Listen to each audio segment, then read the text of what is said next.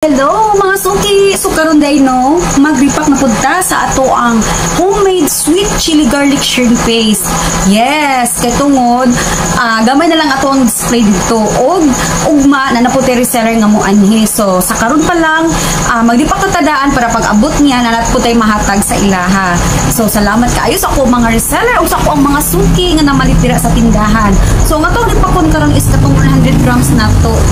No, so kay tungod mo ni ang mas murag best seller kaayo kani siya ang 100 grams na to.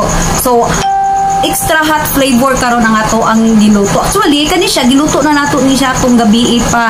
So gipalamig na nato na siya overnight para pagka morning bugnaw na siya. Dugay mo gud siya pabugnawon kay tungod silang oil, which is ang oil manggod mo ni siya ang nagadala og preservative sa iyaha. And take note mga suki ha, ang kani mo gud siyang kuan ang mga ingredients manggod ani kay puro mga natural. So wala gid gihalo nga mga seasoning, mga pampa-additional flavor, so mga natural lang gyud siya. So no preservative added yun na siya nga recipe mo lang healthy kay ni siya sa to ang lawas.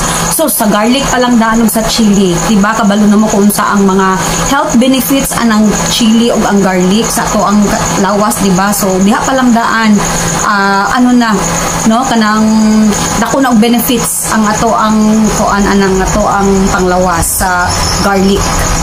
So, karon ang ato ang ripakon nga grams is 100 grams. So, puro sa agyud tanan 100 grams. Katong previous na to nga katong pag-repack, kuanto siya mga katong trial pack na to kay maputi kusog sa tindahan kay very affordable lang kaayo. 20 pesos lang makasud-an na sila. So, ang kani siya mo pud nga to ang next nga best seller gyapon sa tindahan katong 50 grams kay 100 grams worth 50 pesos. Pero sa ko mga reseller ha, natay special price ani dili gyud siya 50. Gahatag ko discount kay para makiginan siya pod sila. So aside sa mo hatag sila og kanang tubuan nila gamay, at least ako pa lang dana na siya ginansya. So salamat kay sa akong mga reseller o sa mga nagplano nga mo resell diha, i-contact lang ko ha, i-PM lang ko. So kay basig willing mo. Actually dili ta mga mba kay tungod mas store nato ni siya og dugay.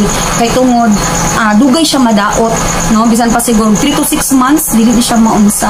Kay natural lang pud ni siya ug wala ni siya mga preservative nga gihalo. So, kung mag-result ka, dili ta mahadlok nga, ay, basig madaot, or basig malugi ta, so dili, no?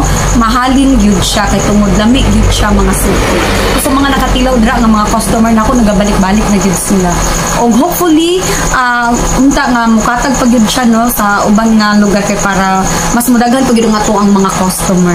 So, sa karon mga suki, tama ng yaw-yaw, kay mag-repack sa ta.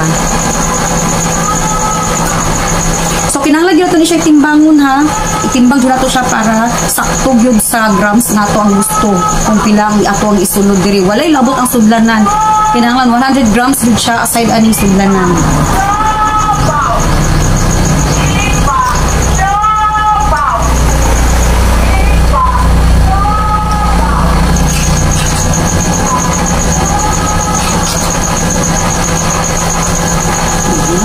So, ready na nato niya nga po ang mga bottle. Human nato ni-sterilize gabi. Ipa lang, nag-sterilize na ta.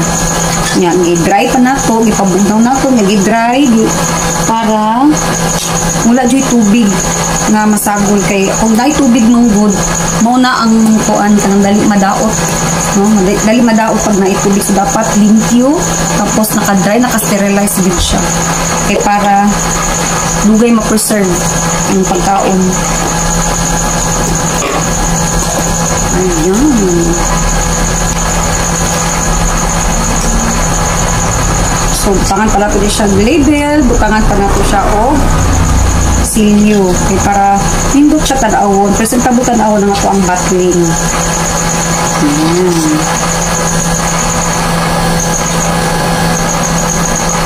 Timbangon na to. Sobra. Kasi malugi ta. Yun.